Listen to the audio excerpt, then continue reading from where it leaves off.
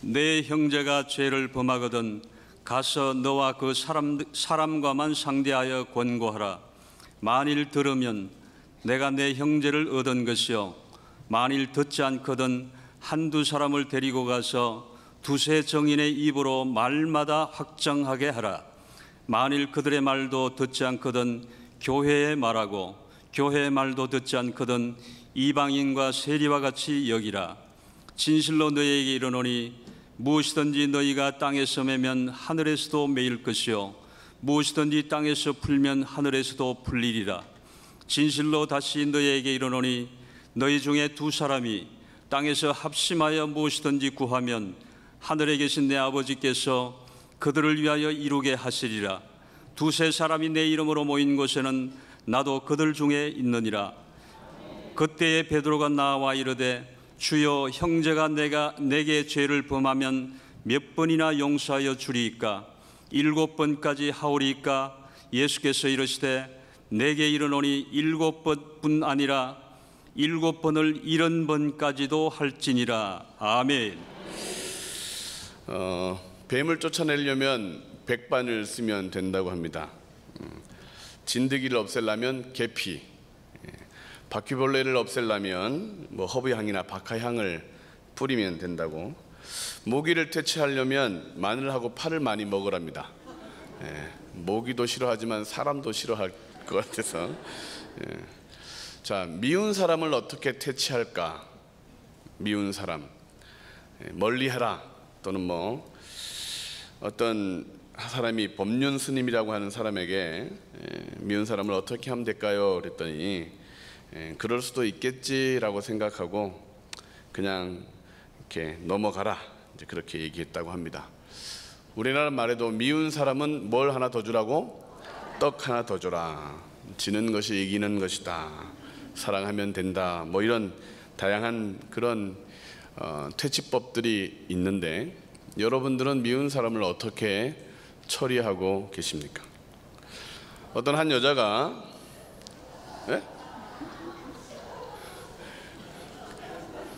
뭐라고 했는지 못 들었습니다.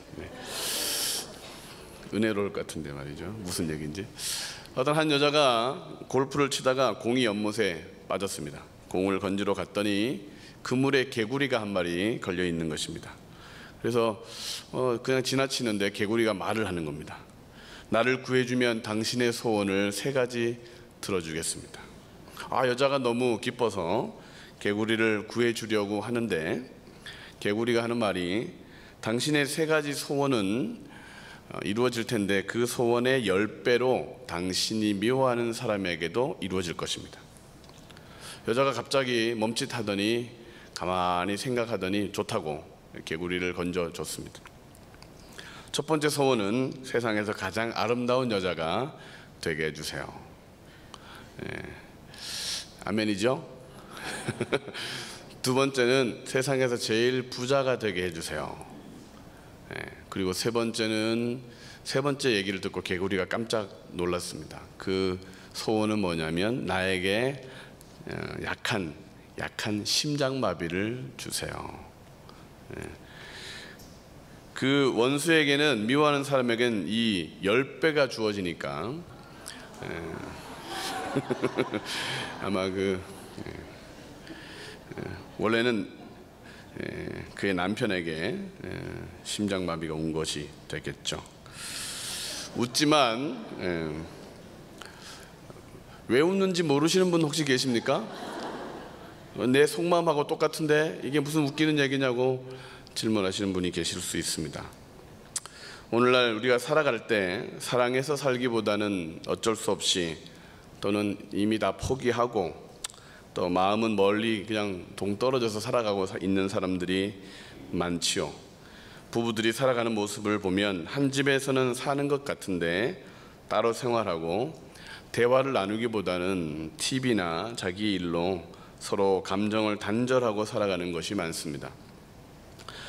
원수처럼 미워하고는 있지만 그러지 않은 척 또 살아갈 때가 많고, 남자들은 여자가 자신을 얼마나 미워하는지 모르고 살아갈 때가 많습니다.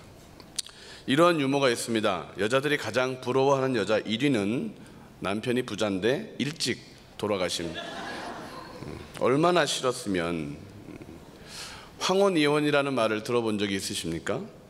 자녀를 다 키우고 부부 사이가 좋지 않은 경우에 참다가 이혼을 하는 것을 황혼이혼이라고 합니다. 근데 그 황혼이혼이 점점 빨라지고 있습니다. 결혼 생활 한 30년을 했는데 이제 한 10년, 20년만 더 있으면 이 인간이 이제 하나님의 부름을 받을 것 같은데, 요즘은 100세 세대라 앞으로도 3, 40년을 더 살아야 되는 것 때문에 일찍 이혼을 결심한다고 합니다. 이것이 일본의 이야기이고 오늘날 우리 사회의 문제이기도 합니다.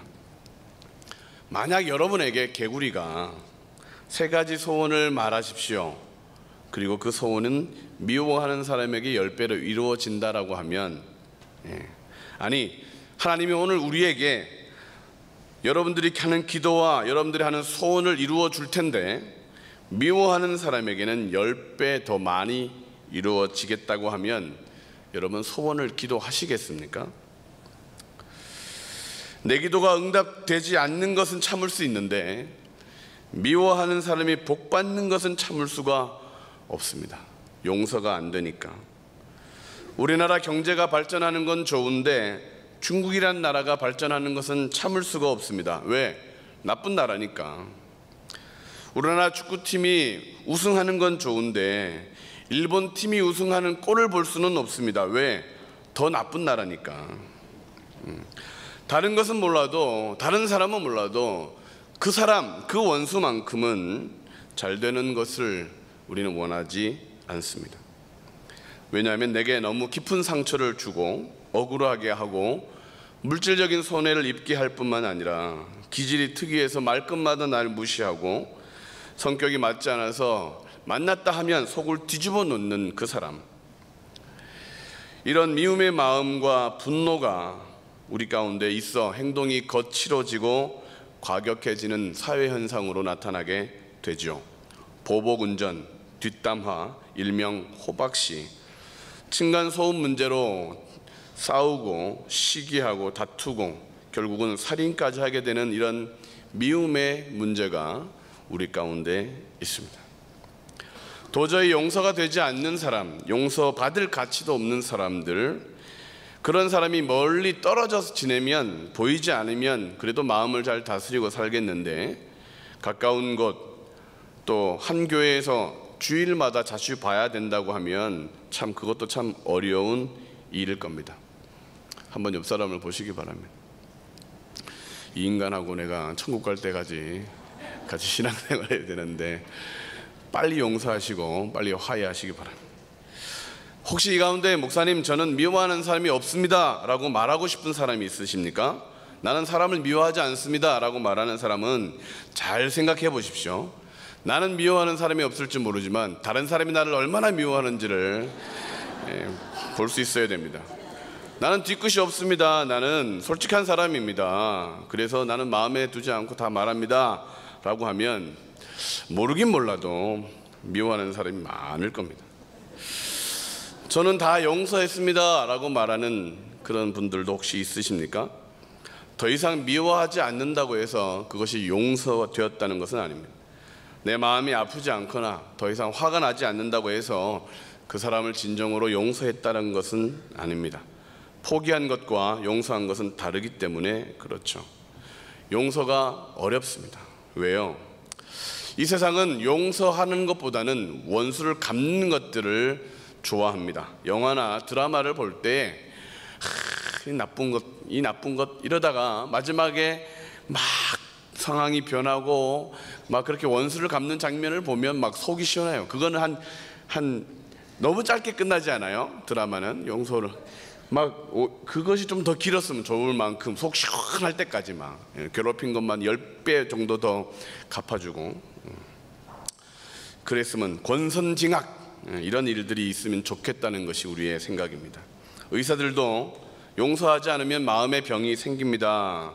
그래서 용서하라고 하는데 보면 용서 없이도 잘 사는 사람들이 있습니다.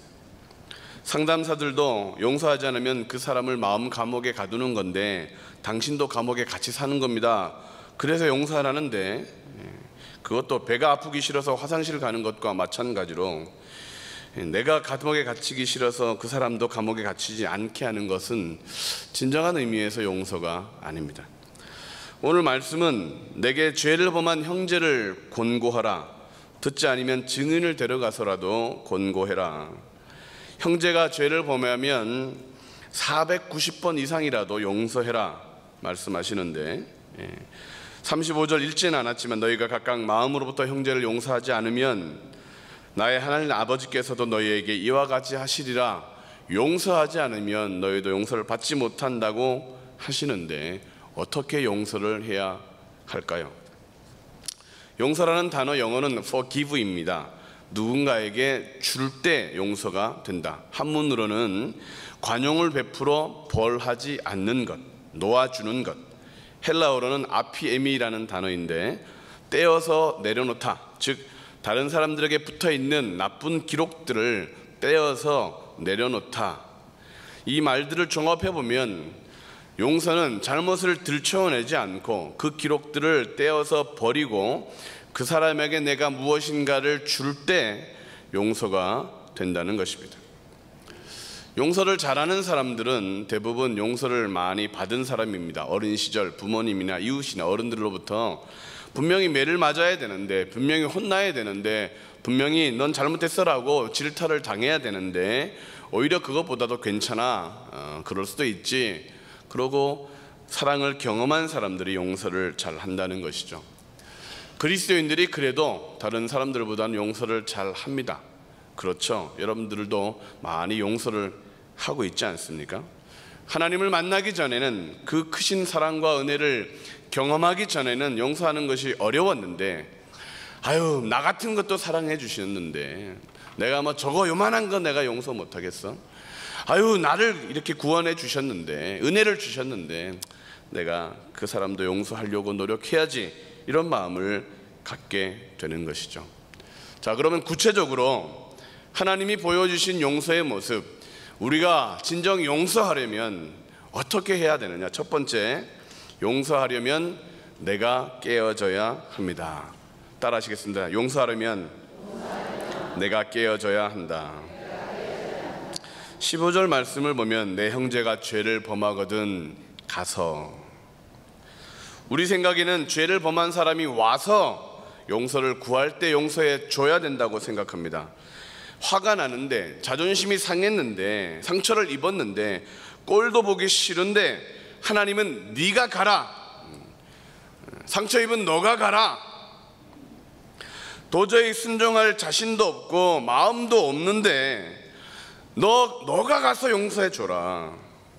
쉬운 말이 아니지 않습니까?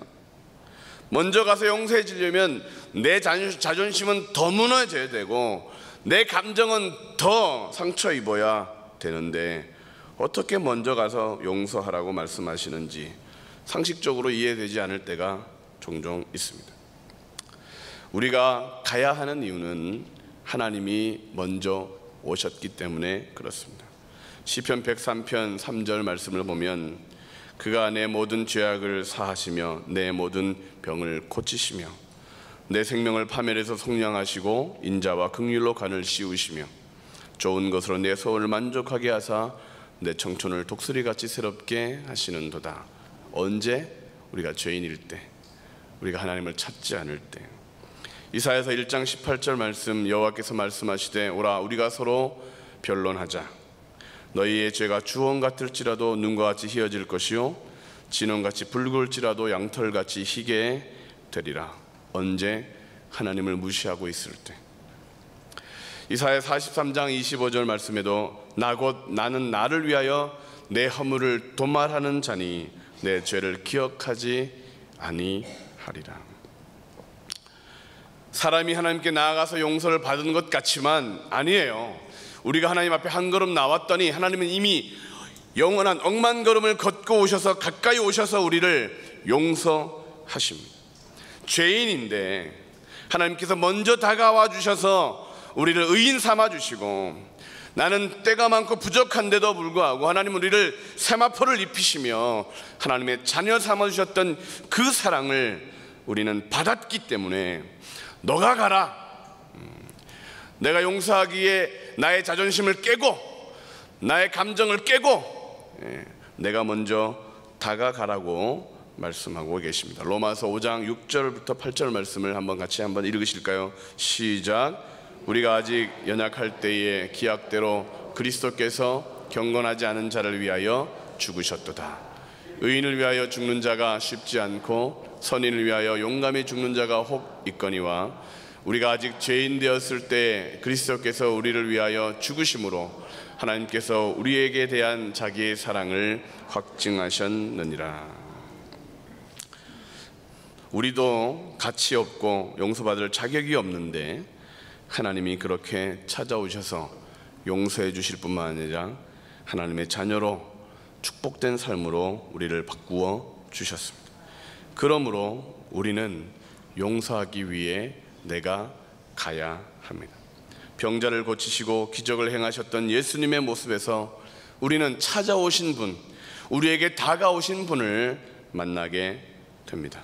그러므로 나아가서 용서하는 이 용서의 명령에 주님의 용서의 모습을 우리는 닮아야 되겠습니다.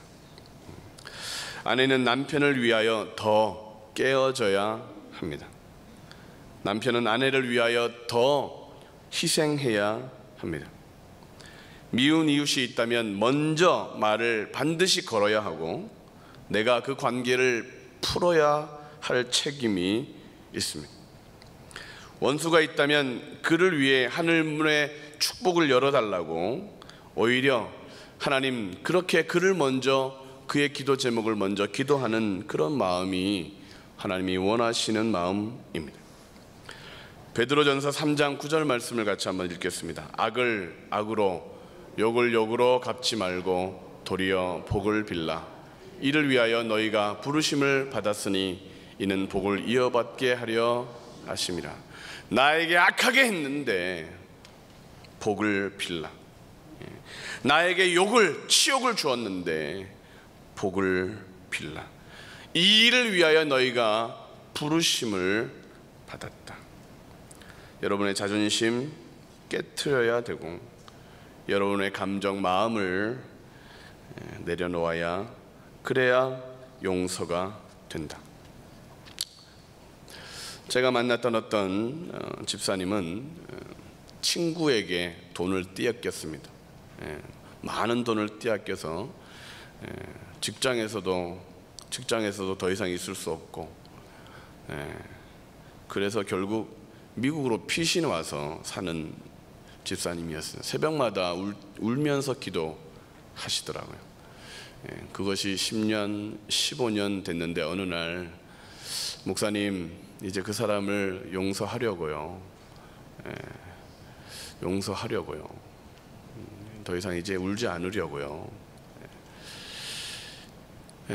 용서하고 났더니 어떤 일이 생겼느냐. 그 가정에 갑자기 좋은 일들이 빵빵 터지기 시작하는 거예요. 자녀들이 전액 장학금을 받고 대학을 가고 별로 이쁘지도 않고 잘생기지도 않았는데 결혼을 너무 잘하고 가는 곳마다 직장에서 취직이 잘 되고 그 사람으로부터 띄었던 돈을 받은 것은 한 푼도 없는데 하나님으로부터 부어지시는 은혜가 너무 많더라요. 현재를 보니까 그 가정이 더 나아요. 돈 때문에 관계가 틀어지는 것 없이 가족이 더 사랑으로 하나 되고 우리 주변에 그런 분들을 참 자주 만날 수 있지 않습니까? 나에게 상처를 준 사람인데 하나님께서는 그 사람과의 문제가 해결되어서 나를 복주는 게 아니라 그럼에도 불구하고 용서하고 사랑하고 하나님만 바라보니까 하나님이 갚아주시는 그 간증들이 있으신 분들 이 가운데도 있지 않습니까? 용서는 나로 하여금 하나님의 은혜를 경험하게 합니다. 너가 용서하면 나도 너를 용서할게. 반대로 용서하지 못한 사람은 아직도 원망하며 꼬일 대로 꼬인 모습으로 살아가는 것들을 보게 됩니다. 우리가 용서하기 어려운 사람을 용서하면 하나님은 우리를 너는 하나님의 사람이구나, 그래서 내가 너를 책임질게, 그렇게 복을 주시는 것이죠. 우리가 용서하면 하나님의 용서를 경험하고 우리를 존귀하게 하시는 하나님의 영광을 덧입게 되는 것이죠. 사람과의 관계 속에서 파김치가 되고 동네북처럼 취급을 당할 것 같지만 하나님은 우리를 존귀하게 여겨주시고 우리를 통하여 많은 사람들을 구원하는 축복의 통로로 저희들을 사용하신다는 것입니다. 그러므로 비판하지 말라. 용서하면, 나를 깨트리면 하나님께서 반드시 책임져 주시는 것입니다. 용서하려면 여러분들이 깨어져야 합니다. 옥합처럼. 두 번째, 용서하려면 내 기준을 버려야 합니다. 따라 하시겠어요? 용서하려면 내 기준을 버려야 합니다. 오늘 본문 말씀 21절 22절 말씀을 다시 한번 읽으시겠습니다. 그때 베드로가 나와 이르되 주여, 형제가 내게 죄를 범하면 몇 번이나 용서하여 주리이까? 7번까지 하오리이까? 예수께서 이르시되 내게 이르노니 7번뿐 아니라 7번을 70번까지라도 할지니라. 베드로에게 예수님은 490번 된다 할지라도 용서해라. 우리는 한 번 용서하기도 어려운데 하나님은 용서하고 또 용서하라, 또 용서하라 말씀하십니다. 사람들이 생각하는 용서의 기준은 그 사람이 쫄딱 망하고 눈물 뚝뚝 흘리고 잘못했다고 그렇게 매를 맞고 그래서 와서 싹싹 손을 빌고 그러면 용서가 시원하게 될 것 같아요.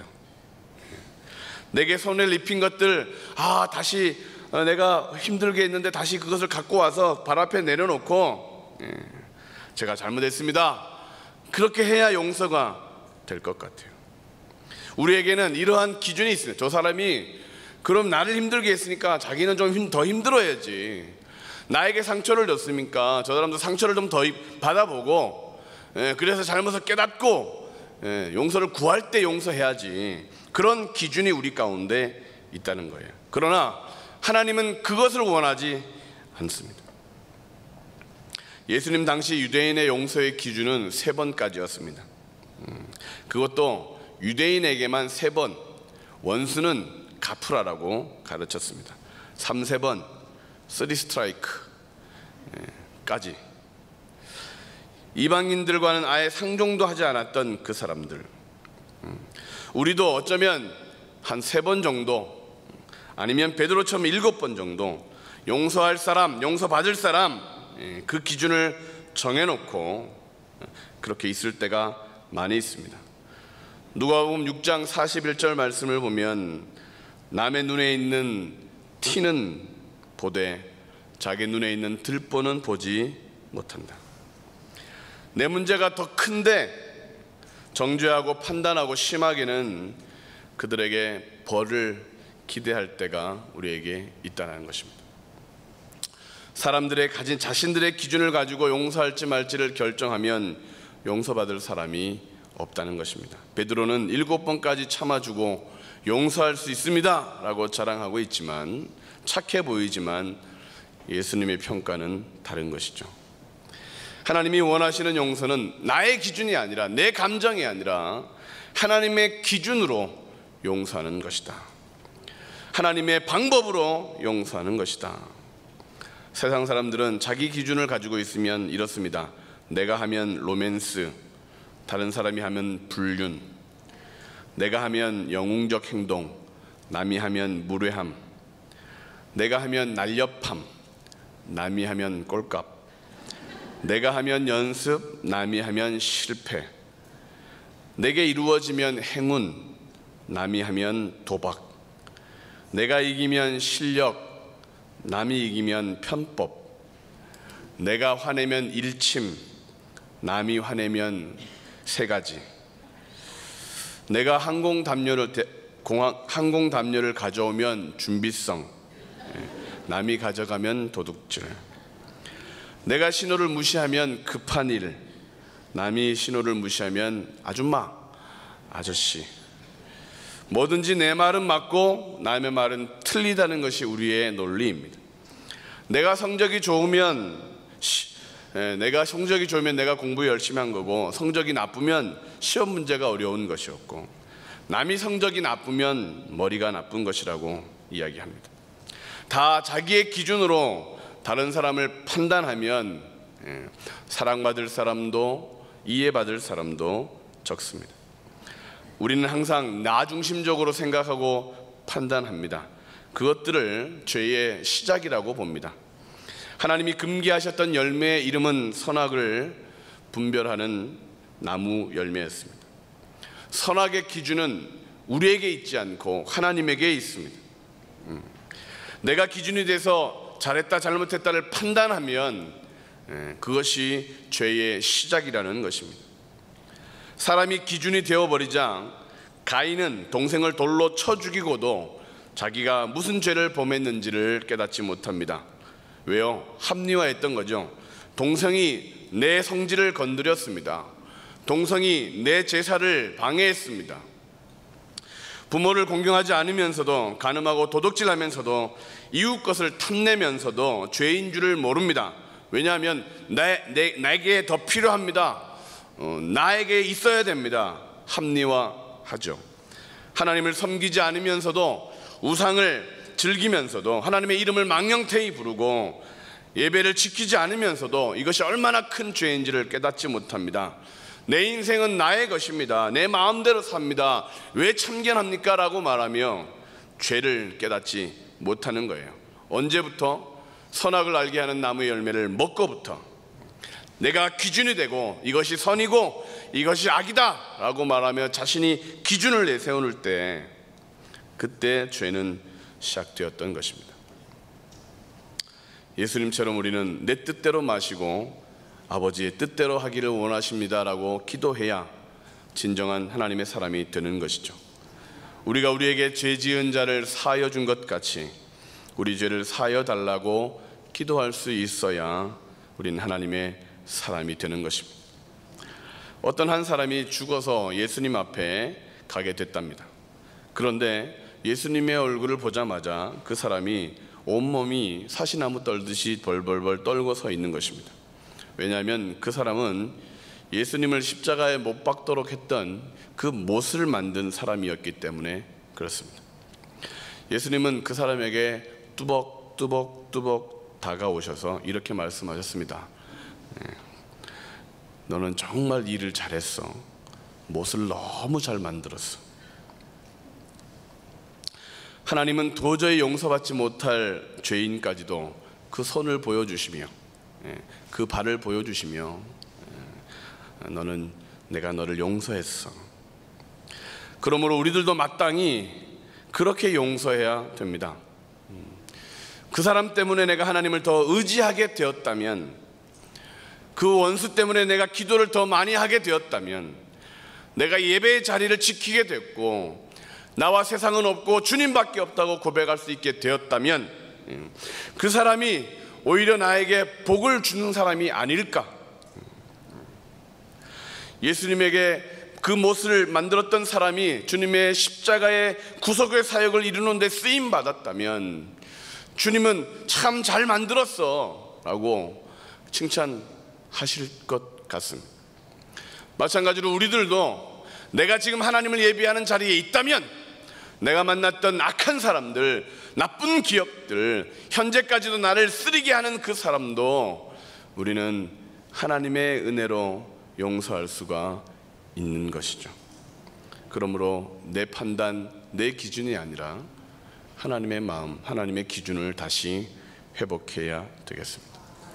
마지막으로 용서하려면, 하나님이 보여주시는 용서의 모습은, 용서하려면 내가 아름다워져야 합니다. 따라하시겠습니다. 용서하려면 내가 아름다워져야 합니다. 18절 말씀을 같이 한번 읽겠습니다. 진실로 너희에게 이르노니 무엇이든지 너희가 땅에서 매면 하늘에서도 매일 것이요 무엇이든지 땅에서 풀면 하늘에서도 풀리리라. 용서는 묶인 것을 풀고 꼬인 것을 끌어주는 실천입니다. 내 삶이 더 아름다워져야 용서가 된다는 것이죠. 내가 변화되지 않으면 용서는 있을 수 없습니다. 2차 세계대전 당시 나치 수용소의 대학살을 경험하고도 살아남았던 많은 사람들이 결국에는 자살로 자신의 인생을 마무리한 것을 아십니까?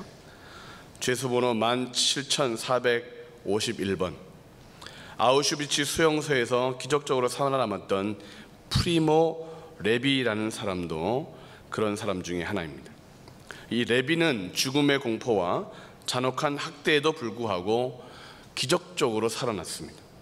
그 후에 그는 결혼을 하고 자녀들을 낳고 책을 썼으며 그 책은 문학상을 받을 만큼 유명한 책이 되었습니다. 그는 이렇게 외치며 강연을 했습니다. 아우슈비츠에서의 경험을 세상에 증언하는 것이 내 삶의 목적이다. 아우슈비츠는 나에게 상처를 남겼지만 나의 살고자 하는 욕망을 꺾지는 못했다.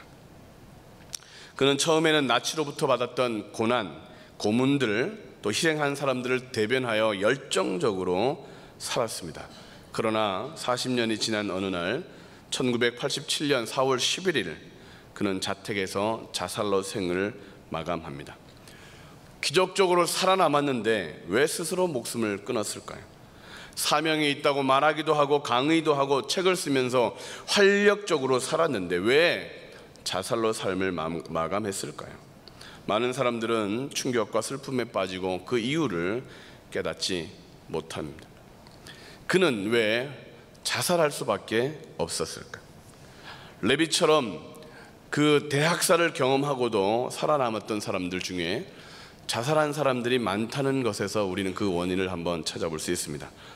문학평론가였던 월터 벤자민, 작가였던 스테반 쯔바이, 정신분석학자였던 베델하임 등과 같은 사람들도 모두 이런 생지옥과 같은 것을 경험하고도 살아남아서 그들의 삶을 살아가던 그들에게 또 다른 공통점이 하나 있었는데 모두가 무신론자라는 것입니다. 하나님은 없다. 그들의 생각 속에서 하나님을 지워버리자 결국 자신들의 삶을 자살로 마감하게 됐던 것입니다. 레비라고 하는 이 사람은 수용소에 있을 때 어떤 사건이 있었습니다. 가스실에 걸어 들어가는 어떤 노인이 갑자기 하나님을 향하여 하나님께 감사 기도하는 것을 보고 그는 분노했습니다. 그들의 고통을 거들떠보지 않는 하나님에게 기도하는 모습은 도저히 용서할 수 없는 모습이었습니다. 그래서 그는 그곳에서 하나님을 버렸습니다. 만약 아우슈비츠가 존재한다면 신은 존재하지 않는다. 무신론자로 그의 삶을 살다 결국 40년 후 자살할 수밖에 없게 되었습니다. 그는 자살하기 전에 이러한 메모를 남겼습니다. 나는 이 인생의 수수께끼, 이 모순을 해결하지 못한다. 해답을 찾지 못하겠다. 찾으려고 애를 썼지만 결국 찾지 못했다. 그렇습니다. 사람은 하나님의 존재를 인정하지 않고서는 그 어떤 해답도 그 어떤 은혜도 경험할 수가 없는 것이죠. 하나님을 시인하지 않으면 왜 이러한 일이 생기는지를 잘 설명해 주는 말씀이 누가복음 11장 24절부터 26절에 있습니다. 같이 한번 읽으시겠습니다. 시작. 더러운 귀신이 사람에게서 나갔을 때 물 없는 곳으로 다니며 쉬기를 구하되 얻지 못하고 이에 이르되 내가 나온 내 집으로 돌아가리라 하고 가서 보니 그 집이 청소되고 수리되었거늘 이에 가서 저보다 더 악한 귀신 7을 데리고 들어가서 거하니 그 사람의 나중 형편이 전보다 더 심하게 되었느니라. 집이 청소되었으나 살아남았으나 그 집에 주인이 없으면 더 악한 것이 들어가 나중 형편이 더 나빠지게 되더라. 나치라는 악당으로부터 자유를 얻었지만 주인 되시는 하나님이 그 마음에 없자 그는 더 나쁜 것들이 그의 삶을 차지하게 되었던 것이죠. 죄는 미워하되 사람은 미워하지 말라라고 말하며 강연을 했지만 그 원망하는 마음을 어떻게 해결하지 못하고 사람들의 기억 속에서 그 아우슈비츠가 사라지는 것 보며 그는 내가 받았던 고난의 의미가 뭐냐, 내가 당했던 슬픔의 의미가 뭐냐, 나에게 악한 사람들을 내가 어떻게 원수를 갚을까 고민하다 결국 자살로 그의 삶을 마감하게 된 것입니다. 사람의 마음에 하나님이 계시지 않으면 살아갈 이유를 찾지 못하죠. 하나님을 더 닮아서 아름다워질 때에 우리는 용서할 수 있게 되고 나 자신까지도 아름답게 변하게 됩니다. 아버지여, 저들의 죄를 용서하여 주십시오. 자기들이 하는 일을 알지 못합니다라고 외쳤던 십자가의 그 주님의 모습을, 그 주님을 우리의 주님으로 인정할 때 우리의 마음에도 용서의 마음이 아름다운 마음으로 다시 변화되는 줄로 믿습니다. 그러므로 용서를 하려면 우리가 아름다워져야 되기 때문에 하나님은 우리에게 용서하라 명령하시는 것입니다. 결론을 말씀드립니다. 지금 이 세상에는 용서하지 못하는 일로 인하여 점점점 지옥이 되고 있습니다. 손바닥만한 땅을 가지고 서로 미워하고 싸우고 몇 푼 안 되는 돈 때문에 사람을 죽이고 가족 간에도 서로 원수가 되는 일들이 분분하게 일어나고 있습니다. 절대 용서하지 않으려고 하고 있고 한치도 양보하지 않으려고 하고 있습니다. 그들의 잘못된 기준, 잘못된 종교가 더 미워하게 하고 그들을 죽여야 된다, 없애버려야 된다, 살인까지도 정당화하는 그런 일들이 가르쳐지고 있습니다. 그럴 때 우리 하나님은 용서하라 7번까지 할까요? 용서해라, 더 용서해라, 그렇게 말씀하시는 하나님의 그 뜻, 하나님의 그 마음을 우리들도 깨달아야 되겠습니다. 과거에 원수들에 의하여 고통을 당하고 학대를 당하던 그리스도인들이 매를 맞으면서도 내가 당신을 용서합니다, 당신을 사랑합니다. 참으로 신기한 것은 매를 맞고 죽음을 당하는 그 사람들이 학대하는 그 사람을 용서하기 위해 기도했다는 사실을 우리는 기억해야 합니다. 2006년 10월 2일 아미시 마을에 우유 배달하던 트럭 운전자가 32세의 트럭 운전자가 학교에 총을 들고 들어왔습니다. 당시 26명의 학생들이 공부하고 있었는데 11명에게 총을 쏘고 결국 자살한 사건이 있었습니다. 미국 사회를 떠들썩하게 했죠. 그런데 미국 사회가 정말 더 떠들썩했던 이유는 그 일 후에 아미시, 이 개신교 보수교파에 속하는 이 아미시 마을의 사람들이 보인 모습입니다. 그 마을 사람들은 범인의 아내를 찾아가서 용서한다는 편지를 보내고 범인의 장례식장에 40명 이상이 참석하여 범인의 가족들을 위로했습니다. 용서는 치유로 가는 지름길이다. 어찌 슬프지 않고, 어찌 화나지 않고, 어찌 보복하고 싶지 않고, 어떻게 원망하지 않을 수 있을까? 용서는 타인을 놓아주기 전에 나 자신을 살리는 하나님의 처방이다 그럽니다. 용서하고 사랑하고 축복할 때 하나님은 우리의 삶에 하나님의 은혜가 강같이 흐르게 하는 줄로 믿습니다.